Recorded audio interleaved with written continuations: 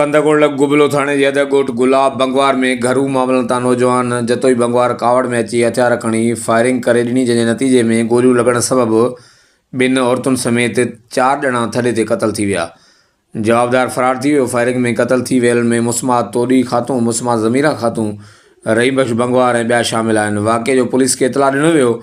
कचे वारो इलाइक़ो नोगो एरिया हुजण करे पुलिस न पहुती। इलाइक़े वासियुनि 2 औरतुनि समेत 4 ॼणनि जा लाश अस्पताल मुंतक़िल कया, जिते पोस्टमार्टम बाद लाश वारसनि हवाले कया विया।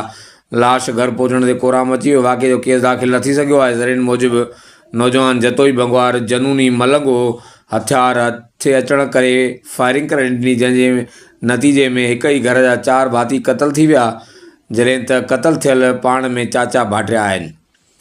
ॿिए तरफ़ कंदगोड़ लॻो कचे वारे इलाइक़े ॻोठ लकाऊ खान बंगवार में उरड़ी जी वबा बीमारी ॿीहर कर खयो। मासूम ॿारड़ी राणी धीअ कादन बंगवार फौत थी वई, जॾहिं त संदसि घर में कोराम अची वियो। होॾां उरड़ी जी वबा बीमारी सबबि केतिरा ई मासूम ॿारड़ा उरड़ी जी वबा बीमारी मुब्तला आहिनि। सिहत खाते वारा अघू निंड सुतल आहिनि।